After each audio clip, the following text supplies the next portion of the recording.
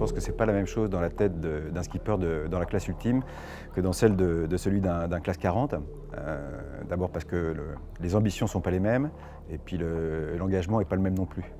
Donc pour moi, sur un gros bateau aujourd'hui, je pense que les skippers sont forcément un petit peu inquiets, un petit peu tendus, parce que ça va arriver, parce qu'on commence à avoir une météo un peu plus précise et qu'on sait qu'à un moment, il va falloir y aller et qu'il va falloir quand même un peu se battre. Donc même si ce n'est pas toujours difficile, la route du Rhum, il y a toujours un moment où c'est dur.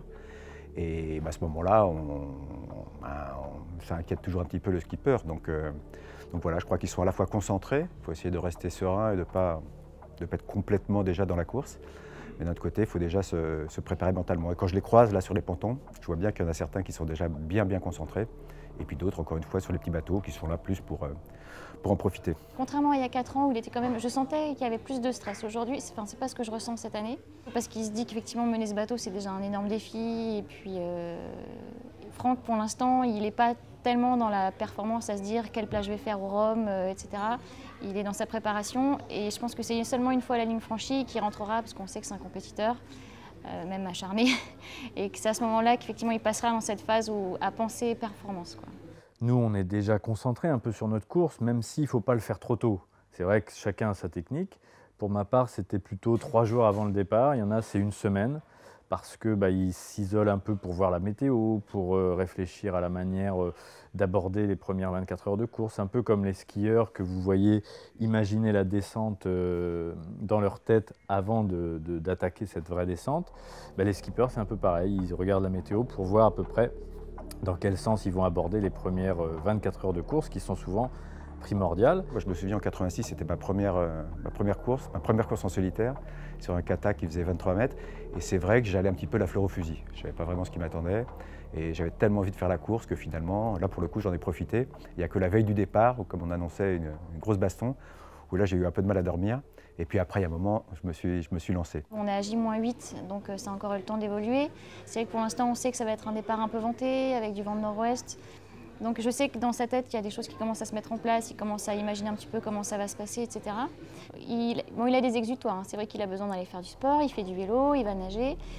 Il est pas mal dans les résultats de la F1, il y avait du foot aussi ce week-end, donc je pense qu'il ça le détend de regarder un peu tout ça. Mais là, clairement, au petit-déj, au repas, c'est des moments où il a quand même toujours son téléphone avec ses fichiers. Si ce n'est pas son ordinateur portable, c'est son téléphone sur lequel il peut regarder ses fichiers météo comme il le fait sur son ordinateur. Et il y a des moments où il décroche franchement, effectivement, lors d'un repas ou dans un petit moment où on a l'impression que tout est calme. Hop, c'est quand même un œil jeté sur le téléphone, sur le fichier. C'est besoin de se rassurer. Et là, clairement, ça fait 2 jours que c'est comme ça. Et c'est le gros changement effectivement depuis qu'on est à Saint-Malo, c'est que c'est les fichiers, dès qu'il y en a un qui arrive, on le regarde, on l'observe, on les compare. Ah mais je suis hyper calée sur la météo du départ. Non, il ne faut pas leur en vouloir aux skippers qui peuvent paraître un peu ailleurs. C'est simplement voilà, qu'ils sont ou déjà dans leur course, ou simplement ils se protègent pour garder de l'influx pour le départ. Parce que mine de rien, les sollicitations sont vraiment très importantes, surtout les 3 derniers jours de la semaine, c'est-à-dire les 3 jours avant le départ. Et du coup, c'est 3 jours essentiels pour le sommeil, pour la récupération. Et il ne faut pas être stressé sur ces 3 jours-là. Je le trouve toujours aussi serein. Il n'y a pas de stress, c'est pas du tout c'est pas du tout dans cet état d'esprit. Par contre, il est passé dans une phase de concentration.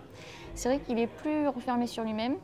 Il attaque, il est dans la décortication de ses fichiers météo. Mais c'est vrai qu'on a quand même envie d'y aller. J'ai quand même envie de vous dire ça, c'est que malgré l'inquiétude, la peur parfois, c'est quand même un grand plaisir de participer à une course comme celle-là. Et donc je crois que ça prend le dessus, et que même si on a des inquiétudes, il y a un moment, le plaisir est un peu supérieur.